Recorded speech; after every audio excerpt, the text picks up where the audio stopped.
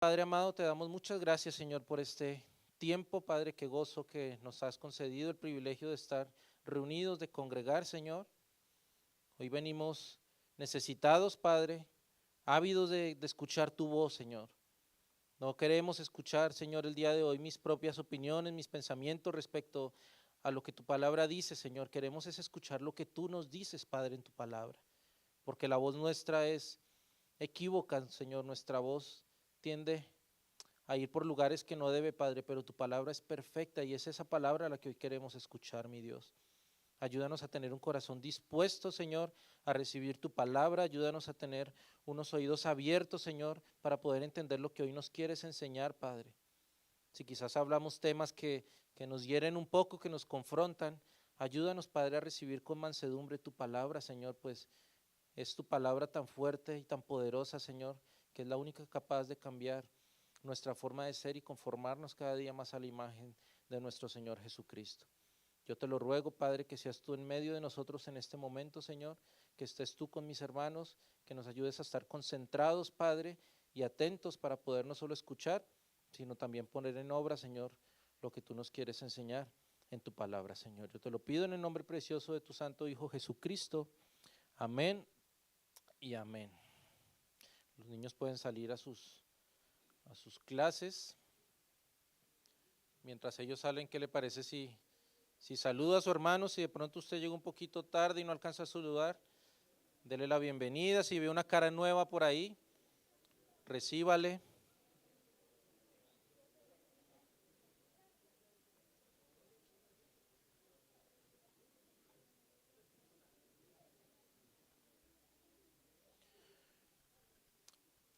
Y vaya acompañándome, hermano, al libro de Mateo, capítulo 18.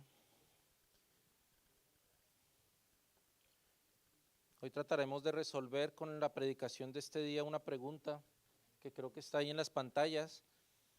Y es una pregunta que puede sonar simple, pero a la vez es muy profunda. Y es esa pregunta: ¿quién es el mayor? ¿Quién es el mayor? De hecho, si usted tiene una Biblia Reina Valera, notará que al inicio del capítulo 18, ese es el encabezado que tiene el capítulo. Mateo capítulo 18, vamos a estar trabajando el día de hoy el versículo 1 al 5. Dice la palabra del Señor: en aquel tiempo los discípulos vinieron a Jesús diciendo: ¿quién es el mayor en el reino de los cielos? Y llamando Jesús a un niño, lo puso en medio de ellos y dijo: de cierto os digo que si no os volvéis y os hacéis como niños, no entraréis en el reino de los cielos. Así que cualquiera que se humille como este niño, ese es el mayor en el reino de los cielos. Y cualquiera que reciba en mi nombre a un niño como este, a mí me recibe.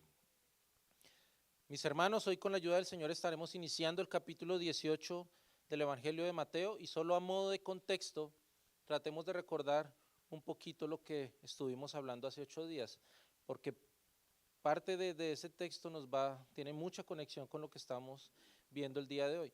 Así que si usted recuerda, hace 8 días el pastor nos estaba hablando del tema de los impuestos, ¿recordamos? De cómo el Señor voluntariamente, sin tener la obligación de hacerlo, Él quiso, para no ser tropiezo a los demás, dar los tributos. Estuvimos hablando mucho acerca de eso, de la honestidad que tenemos que tener al momento de declarar nuestros impuestos. Todo eso lo estuvimos hablando, pero la predicación anterior inició con una parte muy importante, y es otro anuncio más que el Señor hace de su muerte.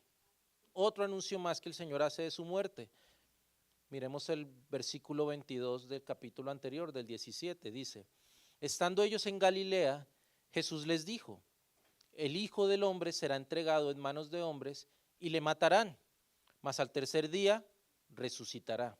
¿Y qué pasó con ellos? Se entristecieron en gran manera. Se entristecieron. Y yo quiero, hermanos, que para que entendamos el contexto del texto que hoy vamos a estar aprendiendo, que nos pongamos un poquito en el zapato de los discípulos para ese momento. Quiero que nos imaginemos la situación de los discípulos para ese instante. Ellos para ese momento llevan casi 3 años de haber acompañado el ministerio del Señor. Han estado con Él 3 años, viviendo con Él, conviviendo con Él, le han visto hacer grandes milagros, le han visto hacer grandes maravillas, y no solamente han visto lo que el Señor ha hecho, sino que el Señor les ha dotado a ellos para que puedan llevar a cabo milagros similares. Algunos de ellos han tenido el gozo de ver al Señor Jesucristo en la transfiguración, mostrando su faceta, su deidad, como fue el caso de Pedro, de Jacobo y de Juan. El Señor ha sido quien durante todo este tiempo les ha sostenido, ha sido quien les ha capacitado, les ha instruido, quien les ha aconsejado y hasta les ha alimentado. Ellos han estado con el Señor casi 3 años, casi 3 años. Ahora, luego de este nuevo anuncio que el Señor hace de su muerte a mano de hombres, no se despierta en el corazón de los discípulos un deseo de investigar por qué Jesús está diciendo eso. Ellos no están preocupados por eso. Ellos se ponen tristes porque la persona con la que han compartido 3 años está anunciando que va a morir.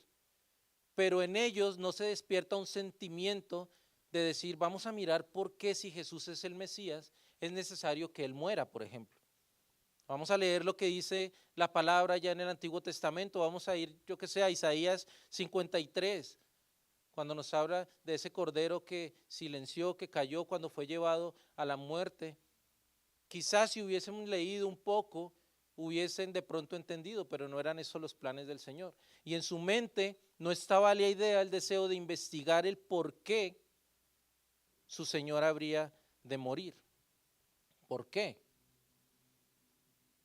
Pero pasa todo lo contrario.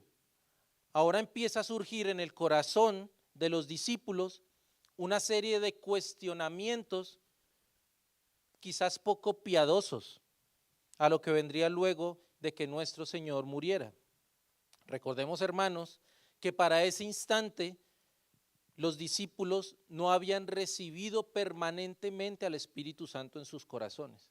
Eso pasaría tiempo después en Pentecostés. Y las Escrituras son muy claras en señalar que la evidencia del nuevo nacimiento, de que una persona sea salva, es la presencia permanente del Espíritu Santo en el corazón de una persona, y hasta este momento ellos no han experimentado esta situación. De tal modo que para este instante el Señor está tratando con inconversos. Jesús está tratando con sus discípulos que para ese momento son inconversos, personas con caracteres difíciles, inoportunos quizás, faltos de fe, lentos para aprender, no muy distantes de personas como usted o como yo. ¿No es esto muestra del gran amor y la misericordia del Señor? Que Él decida usar para sus santos propósitos personas imperfectas como nosotros, de difícil temperamento. Oh hermanos, gloria a nuestro Dios que no mira nuestros defectos, sino que sus ojos van más allá a ver cosas que quizás ni siquiera nosotros mismos vemos. Y sé que usted puede pensar por lo que mencioné ahorita, ¿cómo así que inconversos? ¿Le estás diciendo inconversos a los discípulos? A esos que en la Biblia son llamados columnas, los que fueron elegidos por Jesús personalmente. ¿Estás diciendo que ellos eran inconversos? Pues sí, mis hermanos. Si bien fueron hombres llamados por el Señor y dotados del poder para hacer milagros, aún no han recibido al Espíritu Santo, aún no han convertido su corazón a Dios. Y si lo dudas, no olvides que para ese momento Judas, el hijo de perdición, está entre los 12. Y todos sabemos cómo terminó la historia. Y menciono esto, hermanos, para que entendamos un poco el contexto que se está desarrollando alrededor de los discípulos. Porque luego que nuestro Señor recalcara que era necesario que Él muriera, ellos tienen una pequeña discusión entre sí que radica en una pregunta, y la mencionamos al principio: ¿quién es el mayor? Verso 1. En aquel tiempo los discípulos vinieron a Jesús diciendo: ¿quién es el mayor en el reino de los cielos? Ahora, yo sé que a simple vista parece una pregunta quizás sana o sin mala intención, pero cuando miramos esa misma historia en el paralelo de Marcos, narrada por el evangelista Marcos en el capítulo 9, se nos dejan ver algunos detalles que nos muestran que esa intención no era muy sana, la intención de resolver esa pregunta. Marcos capítulo 9, verso 33. Marcos 9, 33. Y llegó a Capernaum, y cuando estuvo en casa les preguntó: ¿qué disputabais entre vosotros en el camino? Mas ellos callaron, porque en el camino habían disputado entre sí quién había de ser el mayor. El evangelista Marcos nos ayuda a entender que esta pregunta no era de muy buen proceder, pues por lo visto los apóstoles, a escondidas de Jesús, venían discutiendo entre ellos por quién sería el mayor, quién sería el más grande. ¿Lo notas, hermano, hermana? Nuestro Salvador acaba de repetir hace un momento que es necesario que Él muera a manos de hombres, lo que ocasiona la tristeza de los discípulos, pero con esa tristeza llega una discusión, y es para nada piadosa esa discusión. Ellos dicen: ahora que nuestro Señor muera, ¿quién va a ser el líder? ¿Quién va a ser el mayor entre nosotros? ¿Quién será el más grande en el reino de los cielos? Porque el Señor acaba de decir que se va a ir. ¿Y qué va a pasar con nosotros? ¿Quién va a ser el mayor? ¿Notas esa naturaleza pecaminosa en el corazón de nosotros los seres humanos?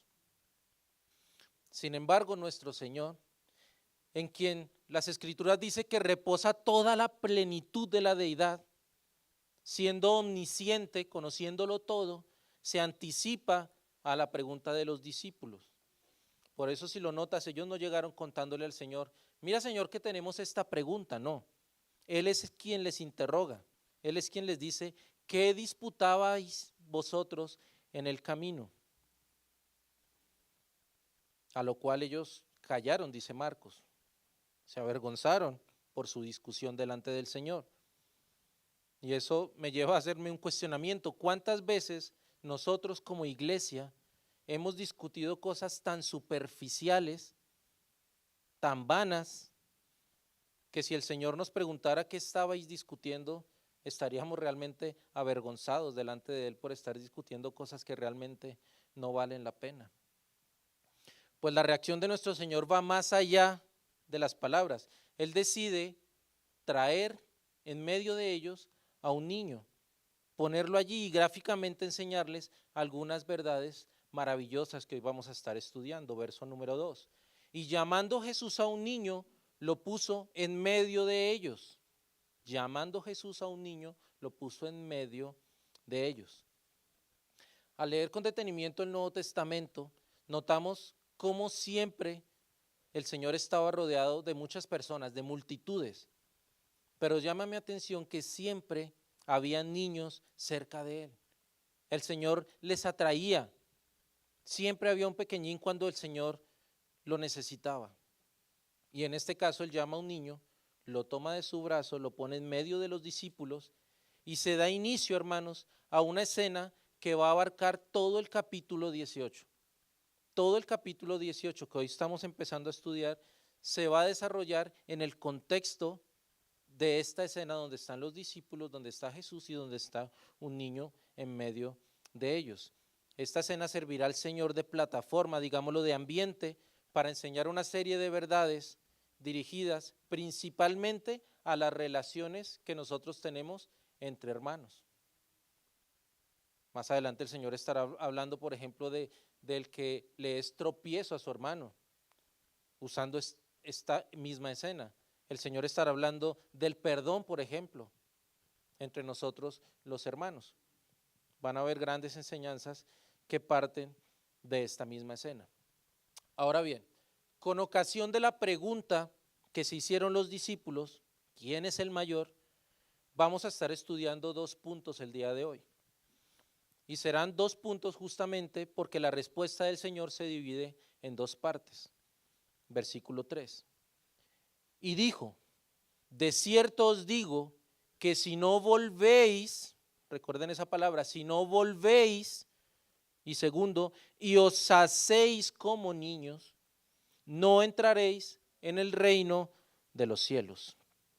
de la boca de nuestro Señor salen dos puntos que según sus propias palabras, no las mías, las palabras del Señor, se requieren para que una persona entre en el reino de los cielos. Volvéis, y la segunda, hacerse como niños. Hablemos de esta primera palabra, la palabra volvéis, porque cuando miramos el origen de esa palabra en el griego, es la palabra estrefo, y la palabra estrefo en el griego significa convertirse. Cuando el Señor les dice que tienen que volverse, lo que les está diciendo es que se tienen que convertir. Esta misma palabra fue usada, por ejemplo, por el apóstol Pablo en 1 Tesalonicenses capítulo 1, verso 9. Porque ellos mismos cuentan de nosotros la manera en que nos recibisteis y cómo os convertisteis, la misma palabra, cómo os convertisteis de los ídolos a Dios para servir al Dios vivo y verdadero. La misma palabra, esta palabra que él menciona como volverse, volvéis, significa convertirse. Así que lo primero que señala el Señor Jesús es que le es necesario a toda persona que anhela llegar al cielo, el convertirse, el convertirse. Y esta expresión es una expresión que generalmente usamos nosotros en nuestro argot religioso de iglesia, solemos hablar mucho de eso, ¿no? ¿Cómo fue que te convertiste? ¿Hace cuánto te convertiste? ¿Cómo fue ese proceso de conversión? ¿En dónde estabas? ¿Cuánto tiempo ha pasado desde que te convertiste? Y hablamos de esa palabra, pero quizás no entendemos el significado de la palabra conversión. ¿Qué significa convertirse? Para hablarlo de una manera sencilla, convertirse significa dar media vuelta y hacer lo contrario a lo que venías haciendo. Sé que hay veces usamos esa expresión convertirse como por ejemplo cuando una mariposa se va a convertir en mariposa, primero es un gusanito que se enrolla en su, no sé cómo se llama, en su capullo y luego se convierte en una mariposa. Pero para este caso la palabra convertir en la Biblia, el significado real de la palabra en el griego nos indica que es dar media vuelta y hacer lo contrario a lo que tú venías haciendo.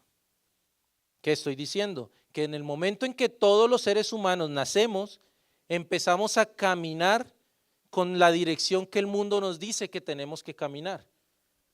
Todo ser humano empieza a caminar en una dirección, la Biblia en ocasiones le llama ese camino ancho, que conduce ¿a dónde?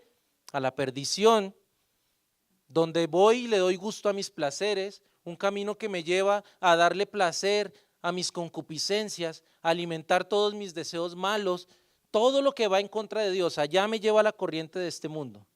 Todos estábamos en esa corriente, todos íbamos hacia allá. Pero en algún momento de ese camino, el Señor nos llamó, al igual que llamó a Pedro, al igual que llamó a Pablo, al igual que llamó a todos, Él te llamó y te dijo, sígueme. Esas palabras, hermano, fueron tan deleitosas a nuestro ser, fueron tan anhelables para nuestra alma, que lo que generó es que dejáramos de estar caminando en la corriente del mundo y nos diéramos media vuelta y ahora empezáramos a caminar en contra de la corriente, pero en pos del Señor. Así es de poderoso el llamado de Dios y eso es lo que significa convertirse. Convertirse quiere decir que dejo de estar andando conforme a la manera en que yo quiero, creyendo que yo soy el centro del mundo, que todo se tiene que desarrollar conforme como a mí me gusta y doy media vuelta, me convierto y ahora empiezo a caminar en pos de Cristo. Ahora ya no me importa lo que la gente dice, ahora todo lo que el mundo me ofrece pierde su valor y Cristo ha adquirido en el corazón del creyente un valor inescrutable. Eso significa la conversión.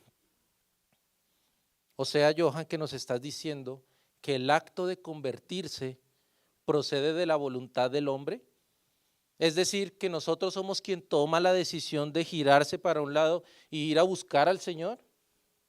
Porque si es así, eso significa que somos salvos por obras, porque tuvimos que hacer la obra de girarnos al llamado de Dios e irle a buscar. pero por supuesto que no somos salvos por las obras. Ya hemos repetido innumerablemente, mucha cantidad de veces desde ese púlpito, que la salvación es una obra completamente de Dios. La salvación es una obra completamente de Dios. Primera a los Corintios capítulo 1, verso 30 y 31. Mas por Él, oigan, por Dios, mas por Él estáis vosotros en Cristo Jesús, el cual nos ha sido hecho por Dios sabiduría, justificación, santificación y redención, para que, como está escrito, el que se gloría, gloríese en Él, Señor. Toda la obra de principio a fin en la salvación es del Señor. La salvación es por gracia, la salvación no es por obras. Y esa es una enseñanza clara y recurrente en la palabra de Dios.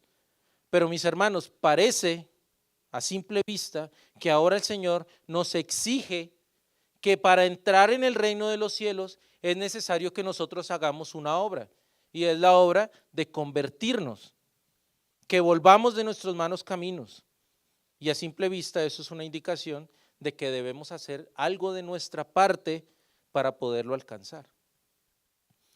Pues hermanos, y hoy no voy a ahondar mucho en esa parte, pero tanto la elección divina de Dios y la obra completa en la salvación es bíblica, como el hecho de que tiene que haber una respuesta humana al llamado que el Señor está haciendo, a ese llamado de salvación. Y es difícil explicar cómo armonizan estas dos ideas, estas dos verdades en la palabra, pero ambas son bíblicas. Y a esto se refiere el Señor, que si bien Él ya nos escogió, que si bien un día hace, no sé, mucho tiempo atrás, depende de lo que usted haya vivido con el Señor, ahora debe haber una respuesta de nosotros al negarnos a nosotros mismos y ahora buscar la santidad y buscar al Señor. Son dos verdades que convergen juntas en armonía. Tanto la verdad de que el Señor nos escogió un día y hizo toda la obra para salvarnos, como la verdad de que nosotros vamos a seguir ese llamado del Señor. Un día el Señor nos llamó a cada uno de nosotros de una forma diferente, en circunstancias diferentes, a edades distintas. Él nos escogió, Él nos salvó, Él nos santificó, Él nos hizo nuevas criaturas a través de su Espíritu Santo. Pero ahora, mis hermanos, es necesario que demos media vuelta, que nos convirtamos y caminemos hacia el Señor en obediencia. Es necesario. Pero aunque es necesario, no es tan simple, porque para ello se requiere algo muy importante, y es hacernos como un niño. Segundo punto, hacernos como un niño. Repito el verso 3, y dijo: de cierto os digo que si no os volvéis, ya sabemos lo que significa volvernos, y os hacéis como niños, no entraremos en el reino de los cielos. ¿A qué se refería el Señor con esto? Traté de pensar alguna ilustración que lo explicara de una forma clara, pero mis hermanos, creo que no hay una mejor explicación al respecto que la usada por el mismo Señor en lo que Él vivió en Juan capítulo 3. Cuando leemos Juan capítulo 3, nos vamos a encontrar con un personaje que la Biblia le llama Nicodemo, por si de pronto usted no lo ha escuchado, si usted ya lo ha leído y está familiarizado con la historia. En amor a los hermanos que no llevan mucho tiempo, déjeme le explico un poco. Hay un hombre, Nicodemo, que no es para ese instante o para esos tiempos un hombre cualquiera. Nicodemo es un varón principal de Israel. Hace parte de los 50 hombres más sabios de todo Israel. Nicodemo, aunque es la persona que debe dar respuestas al resto del pueblo de Israel, ahora Nicodemo tiene una incógnita en su corazón. Nicodemo quiere saber cómo hacer para entrar al cielo. ¿Cómo entro al cielo?, pregunta Nicodemo. Tiene esa pregunta, pero le causa vergüenza ir a hacerla delante del Señor cuando están todas las personas, así que él, a ocultas, de noche, busca al Señor para no ser visto por los demás mientras él le consulta eso. ¿Y qué le dice el Señor? Nicodemo, para que tú entres al cielo, miren que la conexión que hay entre los dos textos, el de hoy y el de Juan capítulo 3. Jesús le dice a Nicodemo, Nicodemo, si tú quieres entrar al cielo, es necesario que nazcas de nuevo. Es necesario que nazcas del agua y del espíritu, si tú quieres realmente entrar al cielo. Obviamente, Nicodemo, hay un cuestionamiento, ¿cómo es posible que yo vuelva a nacer de nuevo? ¿Me es posible volver a meterme en el vientre de mi madre y volver a nacer? Eso no es posible, Señor. Pero Jesús le dice, no te asombres de que te estoy diciendo que te es necesario nacer de nuevo, porque lo que es nacido de la carne, carne es, pero lo que es nacido del espíritu, espíritu es. Lo que yo quiero, Nicodemo, es que tú mueras a la carne y renazcas en el espíritu. Es necesario que nazcas en el espíritu. No te maravilles de eso, Nicodemo, pero es necesario que así suceda. Jesús le está diciendo que si no nacen de nuevo, es lo que le está diciendo a sus discípulos, si no nacen de nuevo espiritualmente, ni siquiera van a entrar en el reino de los cielos. Recordemos la pregunta de ellos, ¿quién será el más grande en el reino de los cielos, Señor? Pero Jesús les dice, es que esa no es la pregunta, ni siquiera la pregunta es quién es el más grande. La pregunta es si van a entrar en el reino de los cielos.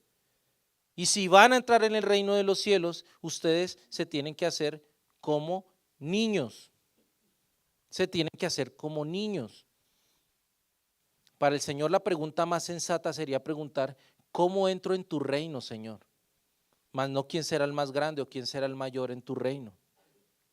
Hermanos, una persona puede tener 50 años cuando ha sido llamada a salvación por el Señor, pero en el momento en que esa persona ha recibido el Espíritu Santo, se ha convertido en un niño espiritualmente hablando.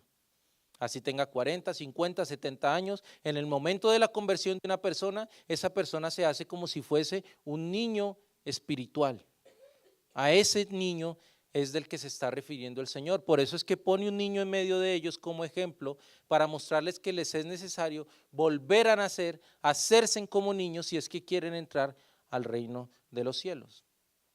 Y esta comparación con un niño no solo la hizo el Señor, el apóstol Pedro, quien estaba en esa escena, también lo menciona en 1 de Pedro capítulo 2, verso 1. Dice la palabra, desechando pues toda malicia, todo engaño, hipocresía, envidias y todas las detracciones, desead como niños recién nacidos la leche espiritual no adulterada, para que por ella crezcáis para salvación, si es que habéis gustado la benignidad del Señor. Es una comparación que se hace recurrentemente entre la palabra y el Señor la está haciendo en esta ocasión. Está diciéndoles, este niño lo estoy poniendo delante de ustedes para mostrarles como una ilustración que ustedes se tienen que hacer como él, se tienen que hacer como un niño. Es por ello que él toma esta ilustración, recordándoles que es necesario no solo el convertirse de los malos caminos, sino que para ello nos es necesario nacer de nuevo, hacernos como niños. Ahora yo les pregunto, ¿cómo es un niño? ¿Cómo es un niño? Un niño es dependiente, ¿verdad? Un niño es confiado, un niño es sincero, un niño es necesitado de su padre. Así debemos de ser nosotros. Todos aquellos que hemos nacido de nuevo tenemos que ser así como un niño es, dependiente de su Padre. Nosotros tenemos que depender de nuestro Padre Celestial, reconocer que sin Él nosotros no podemos hacer absolutamente nada. Debemos confiar en Él. Nuestra confianza no debe radicar en la cantidad que tenemos en nuestro banco, ni en nuestro trabajo, ni en nuestra salud. Debemos confiar en Él. Debemos ser sinceros con Él, confesarle nuestro pecado, darle a conocer nuestras dudas, nuestras fallas, ser honestos como un niño lo es, ser necesitados de su padre. ¿Usted cree que si usted deja a su niño de 2, 3 años solito en su casa por un mes, qué va a pasar con el niño? Va a morir, ¿verdad? De igual manera nosotros, si somos realmente niños espiritualmente hablando, alejados de nuestro Padre, no podemos hacer absolutamente nada. Tenemos necesidad de estar con Él. Tenemos la necesidad de tener una relación personal con el Señor. A eso se refiere el Señor cuando les dice a los discípulos que se tienen que hacer como niños. ¿Sabes, hermano? Cuando leemos el paralelo de la historia en Marcos, en esta historia me llama la atención algo verdaderamente hermoso. Marcos 9:36 dice algo que a mí realmente me tocó mi corazón. Dice, y tomó a un niño, lo puso en medio de ellos y dígame qué hizo con él. Tomándolo en sus brazos le dijo. Es que no solamente que el Señor cogió al niño y lo puso ahí y les dijo, miren, sean como él. Usted mire la escena de lo que él está haciendo. Él está trayendo el niño cerca de él y lo está tomando en sus brazos. Lo está tomando en sus brazos. Así es, hermano, el día que nosotros nos convertimos al Señor. En ese momento Él nos toma en sus brazos. Y dice la palabra que no nos va a volver a soltar nunca jamás. Nunca. Porque ¿quién es más poderoso que Él para soltarnos de sus brazos? ¿Quién nos separará del amor de Cristo? ¿Principados, potestades, lo alto, lo profundo? ¿Qué nos separará de Él? Nada, ninguna cosa creada nos podrá separar del amor de Dios que es en Cristo Jesús. Ahora, si lo notamos con detenimiento, el Señor en ningún momento está confrontando a los discípulos por hacerles esa pregunta. Él en ningún momento les está reprochando por tener esa duda en sus corazones de quién sería el mayor.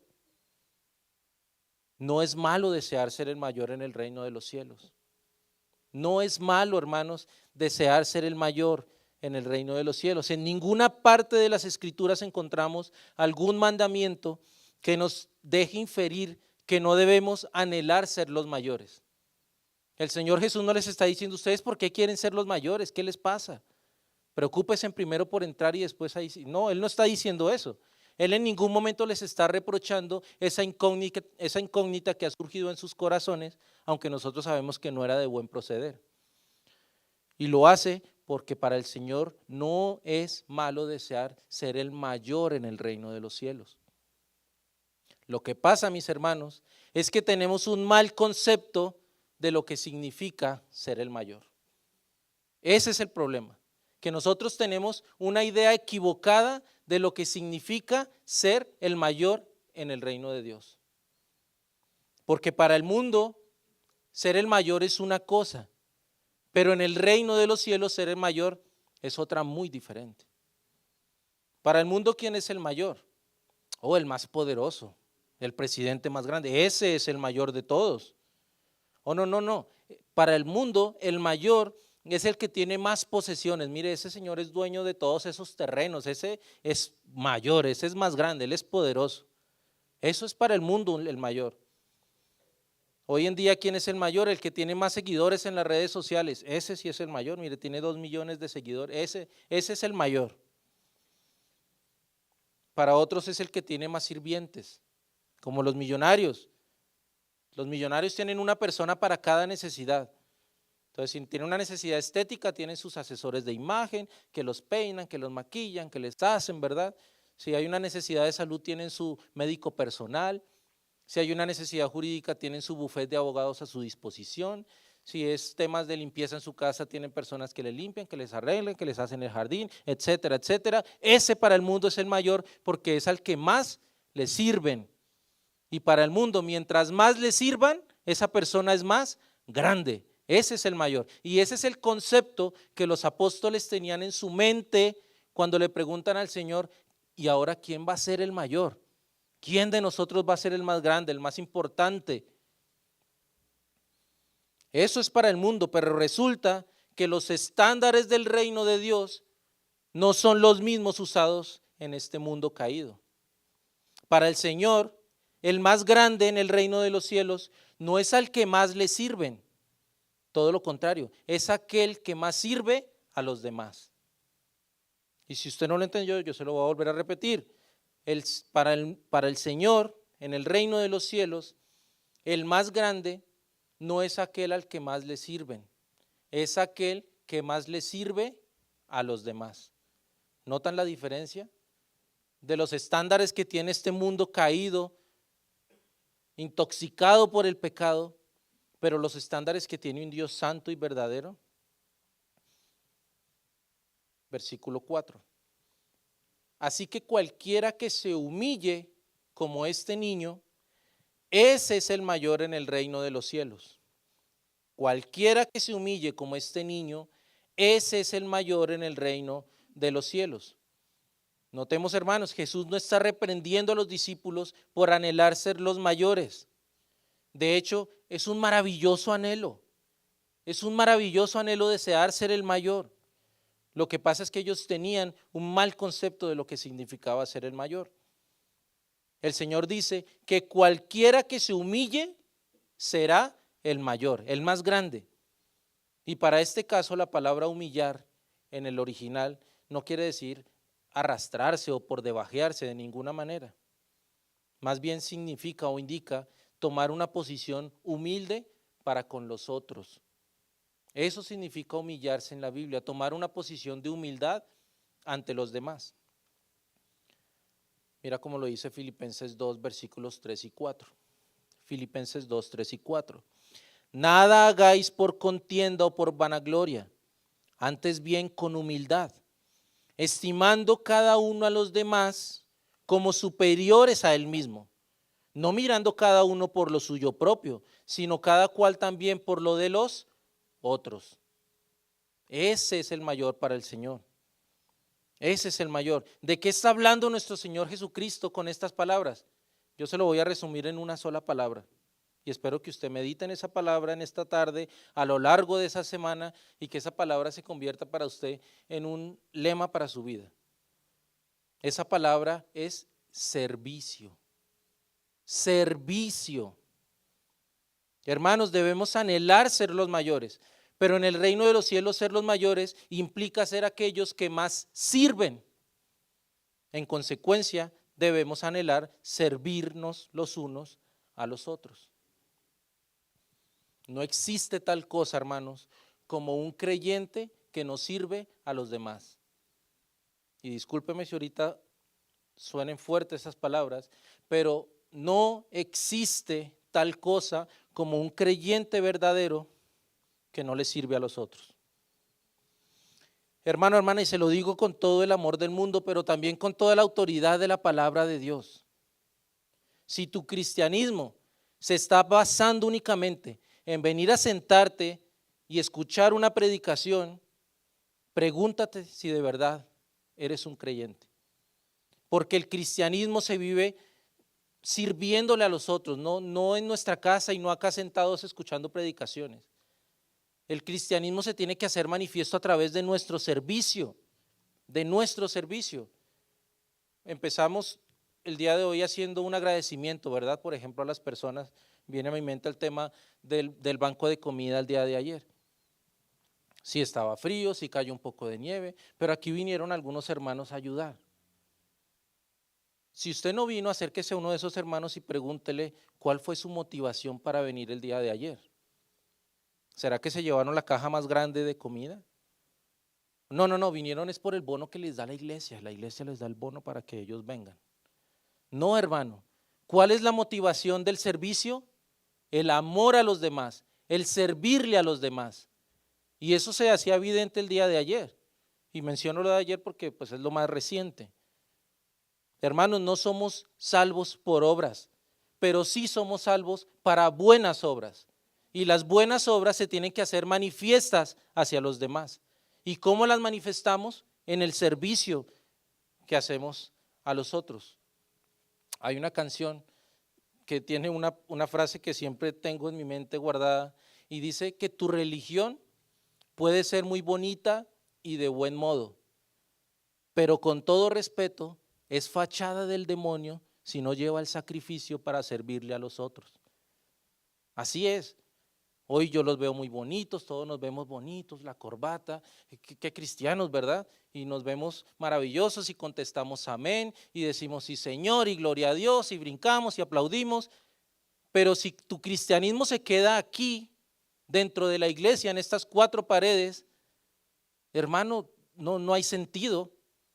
¿O qué hizo el Señor con los discípulos cuando les dio el poder de ir a sanar toda enfermedad, de echar fuera todo demonio? ¿Qué hizo? Ahora les he dado este poder para que vayan y se encierren en su casa. ¿Eso hizo? No, les dio el poder ¿para qué? Para que fueran a otro lugar y llevaran a cabo aquel poder que el Señor les había otorgado. Eso fue lo que hizo el Señor. Y eso es lo que nos pide a nosotros, que vayamos y sirvamos a los demás.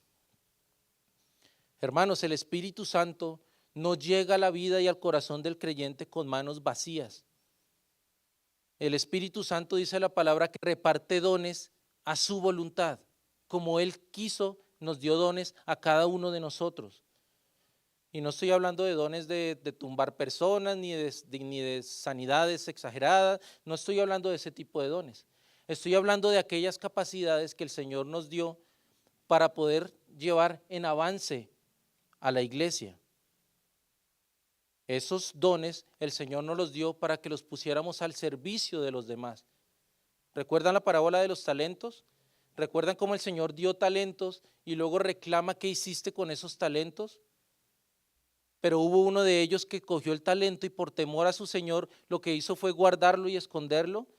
Y el Señor le dice que es un siervo malo, malvado por haber hecho eso. No seamos así nosotros, hermanos. Pongámonos al servicio de los demás. Pongámonos al servicio del otro. ¿Saben qué es lo más hermoso, iglesia? Que tenemos un Salvador tan glorioso, tan maravilloso, que no vino a este mundo solo a darnos mandamientos y luego se fue.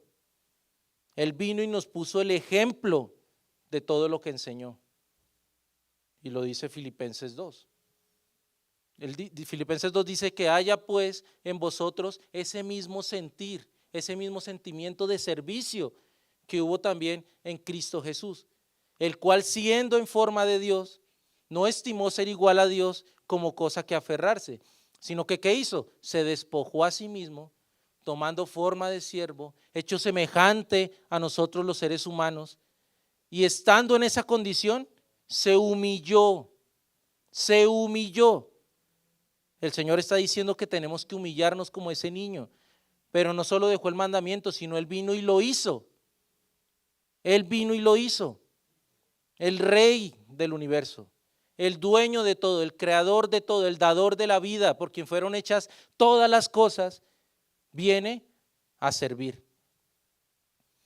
Hermano, no estamos acá los más inteligentes congregados, no estamos acá los más ricos, los más poderosos, los más capaces, sino como dice Pablo en Corintios, lo vil y lo menospreciado escogió Dios. No te enaltezcas, hermano, pensando que tú eres quien debe ser servido por los otros y que tú no tienes necesidad de servirle a los demás. Si el Rey del universo vino a servir y a humillarse, ¿cuánto más nosotros? ¿Cuánto más nosotros? Cuando leemos el Nuevo Testamento, sobre todo la parte de los evangelios, después de que se presenta esta conversación, esta discusión, el capítulo 18 de Mateo, Lucas en el capítulo 22, cerca ya al final del ministerio del Señor, de hecho en el tiempo de la última cena, nos muestra que esa conversación siguió, que aunque el Señor les explicó, ellos tenían esa misma duda. Miren cómo lo dice Lucas 22. Hubo también entre ellos una disputa sobre quién de ellos sería el mayor. Ya el Señor les explicó, ya el Señor les dijo que tenían que convertirse, que tenían que nacer de nuevo, pero a portas de la muerte del Señor, vuelve y se presenta otra vez la misma discusión. ¿Quién de ellos sería el mayor? Pero Él les dijo, los reyes de las naciones se enseñorean de ellas, y los que sobre ellas tienen autoridad son llamados bienhechores. Mas no así vosotros, mas no así ustedes, mas no así nosotros, iglesia, sino sea el mayor entre vosotros como el más joven, y el que dirige como el que sirve. Porque ¿cuál es mayor? ¿El que se sienta a la mesa o el que sirve? ¿No es el que se sienta a la mesa? Mas yo estoy entre vosotros como el que sirve. El Señor está sentado con sus discípulos, ya les ha explicado todo lo que hoy estamos estudiando, y aunque les ha enseñado, sigue ese deseo en su corazón de querer ser el mayor. ¿Y qué les dice el Señor? Cuando están a la mesa, ¿quién suele ser el mayor? ¿El invitado al que atienden o el que está sirviendo? O no, el que está sentado a la mesa, el que espera que lo atiendan. Ese es el pensamiento del mundo, ¿verdad? Pero ¿qué le dice el Señor?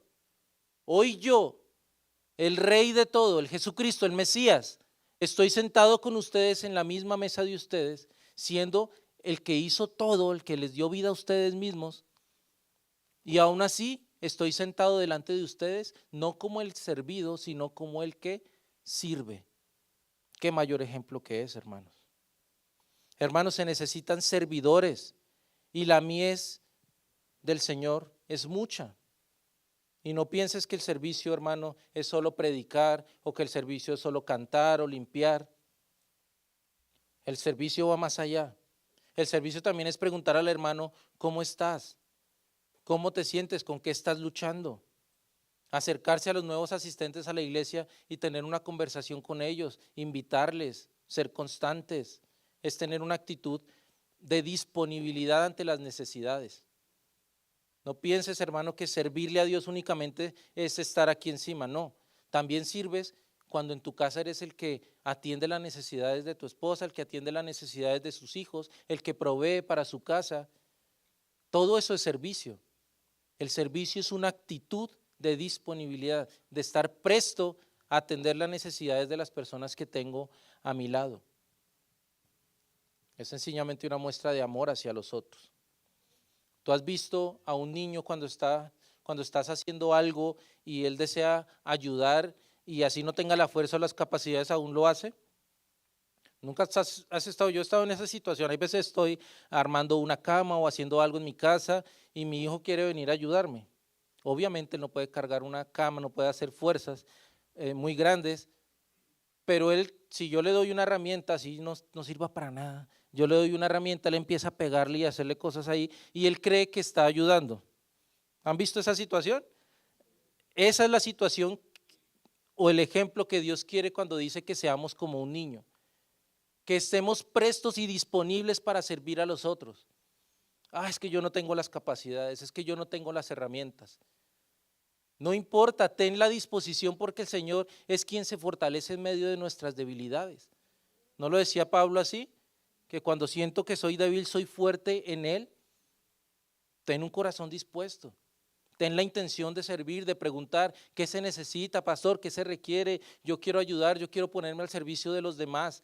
Yo no quiero que mi cristianismo se quede únicamente en los domingos cuando vengo acá, sino quiero que se haga evidente en mi comportamiento, en quién yo soy, en la persona que quiero mostrar a los demás, que cuando las personas me vean a mí, vean en mí una persona distinta, no porque tiene corbata o porque tiene camisa, sino porque tiene una actitud que evidencia que el Espíritu Santo ha hecho morada en esa persona.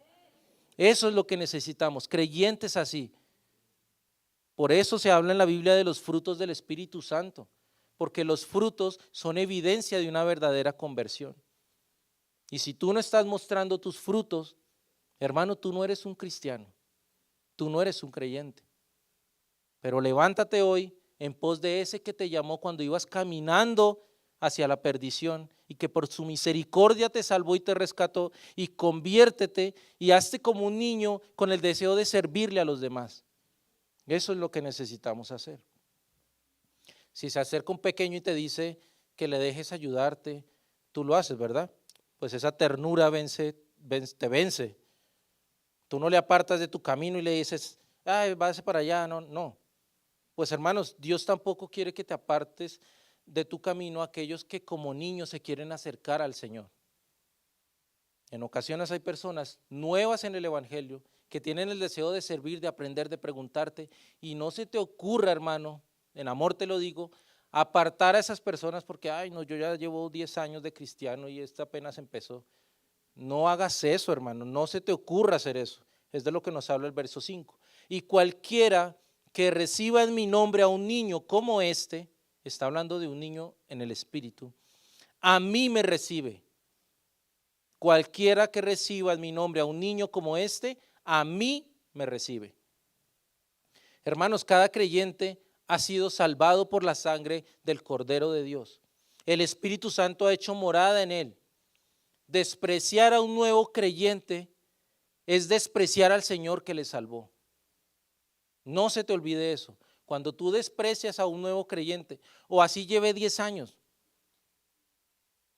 tú estás despreciando al Señor que salvó a esa persona. Así que tengamos cuidado cuando nos referimos de alguna forma despectiva a nuestros hermanos. Dice la palabra que si no amas a tu hermano al que ves, ¿cómo dices amar a Dios al que no puedes ver? Pues hermanos, por el contrario, recibir a un niño espiritual y servirle y guiarle es recibir a Cristo mismo. Cuando tú tomas a esa persona nueva en la fe, a ese nuevo creyente, a esa persona que se está acercando con la intención de buscar del Señor y le recibes en amor y le recibes y le guías, es como si estuvieras recibiendo al mismo Señor, porque en esa persona está la imagen de Cristo reflejada también. Si sabías, y yo lo he mencionado antes, que cuando el Señor te ve a ti o a mí, personas redimidas por Él, Dios ya no ve a un pecador, Dios ya no ve al mentiroso, al mujeriego, al alcohólico, Dios nos ve perfectos. En este instante, si tú eres un creyente de verdad, hayas hecho lo que hayas hecho en tu vida, hayas cometido el error que hayas cometido, si Dios te voltea a mirar a ti, te ve limpio, te ve perfecto y sin mancha. Porque Él tomó todo tu pecado y lo arrojó al fondo del mar. Él no hace memoria más de eso. Él te ve limpio y perfecto. No porque seas limpio y perfecto, sino porque ve a Cristo en ti. Y Cristo sí es verdadero, Cristo sí es perfecto, Cristo sí es santo. Por eso el Señor nos ve limpios, puros, sin mancha, porque ve a Cristo en nosotros. Pero resulta que nosotros no tenemos esa capacidad de saber si él es cristiano, si este es cristiano, si este no, para tratarlo más bonito. No tenemos esa capacidad. Por eso tenemos que tratar a todo el mundo como si fueran la imagen de Cristo también. Como si fueran la imagen de Cristo. Tenemos que servir, mis hermanos. Tenemos que tener un corazón de entrega por la iglesia. Póngase en pie, vamos ahí mismo en Mateo, al capítulo 25, vamos a leer este texto y con esto vamos a terminar. Mateo capítulo 25, verso 31. Mateo capítulo 25, verso 31 al 46, al final del capítulo 25. Dice la palabra del Señor, acompáñeme usted ahí con la lectura. Cuando el Hijo del Hombre venga en su gloria y todos los santos ángeles con él, entonces se sentará en su trono de gloria y serán reunidas delante de él todas las naciones y apartará los unos de los otros como aparta el pastor las ovejas de los cabritos y pondrá las ovejas a su derecha y los cabritos a su izquierda. Entonces el rey dirá a los de su derecha: venid benditos de mi Padre, heredad el reino preparado para vosotros desde la fundación del mundo, porque tuve hambre y me disteis de beber, me disteis de comer, tuve sed y me disteis de beber, fui forastero y me recogisteis, estuve desnudo y me cubristeis, enfermo y me visitasteis en la cárcel y vinisteis a mí. Entonces los justos le responderán diciendo: Señor, ¿cuándo te vimos hambriento y te sustentamos, o sediento y te dimos de beber? ¿Y cuándo te vimos forastero y te recogimos, o desnudo y te cubrimos? ¿O cuándo te vimos enfermo o en la cárcel y vinimos a ti? Y respondiendo el rey les dirá: de cierto os digo que en cuanto lo hiciste a uno de estos, mis hermanos más pequeños, a mí lo hiciste. Entonces dirá también a los de la izquierda: apartaos de mí, malditos, al fuego eterno preparado para el diablo y sus ángeles, porque tuve hambre y no me disteis de comer, tuve sed y no me disteis de beber, fui forastero y no me recogisteis, estuve desnudo y no me cubristeis, enfermo y en la cárcel y no me visitasteis. Entonces también ellos le responderán diciendo: Señor, ¿cuándo te vimos hambriento, sediento, forastero, desnudo, enfermo o en la cárcel y no te servimos? No te servimos. Entonces le responderá diciendo: de cierto os digo que en cuanto no lo hiciste a uno de estos más pequeños, tampoco a mí lo hicisteis. E irán estos al castigo eterno y los justos a vida eterna. Y yo sé que usted quiere ir a vida eterna igual que yo. 2 tareas: convertirnos de nuestros malos caminos y hacernos como niños, dispuestos a servirle a los demás. Vamos a orar. Dios, Padre eterno, Santo Señor de los cielos, te doy muchas gracias, Señor, por tu palabra, pues ella es perfecta, Señor, y maravillosa, Señor. Sé que hay textos que son difíciles, Señor, que hay veces en nuestra carne rechazamos porque no queremos aceptar, Señor, nuestras fallas, Señor. Pero ayúdanos a tener un corazón dispuesto, Señor, moldeable con tu amor, con tu palabra, mi Dios. Despierta en nosotros ese sentir de ser como tú hiciste, Señor, de servirle a los demás, de menospreciar nuestra vida, nuestros sueños, nuestros deseos y poner primero los de los otros, considerándolos a los otros superiores, más que nosotros mismos, mi Dios. Ayúdanos a entender que un cristiano verdadero sirve de alguna forma, mi Dios. Todos en el cuerpo de Cristo servimos de alguna manera, de alguna forma diferente, Señor. Ayúdanos a encontrar esa parte en la que te podamos servir de una manera correcta, mi Dios.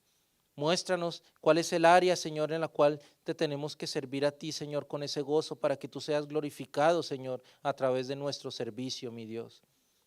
Ayúdanos, Padre, y te ruego, Señor, que si en este momento hay una persona que no ha decidido entregar su vida a ti, Señor, que no está caminando conforme a tus mandamientos, sino que está caminando conforme a la corriente de este mundo, Padre, que tú, Señor, le llames, que Él escuche tu voz, mi Dios, que Él dé media vuelta a esos malos deseos y se convierta a ti, mi Dios. Hazle como un niño en el Espíritu para que pueda crecer siendo alimentado por el poder de tu palabra, mi Dios. Y a todos nosotros que quizás ya estamos caminando esa carrera, mi Dios, continúa edificándonos, Padre, continúa instruyéndonos y formándonos a la imagen de Cristo hasta el momento en que estemos delante de ti, Señor, y podamos ser iguales a ti, porque ya te veremos tal cual tú eres, mi Dios. Yo te lo ruego, Padre Santo, y clamo a ti en el nombre precioso de tu Hijo Jesucristo. Amén y amén.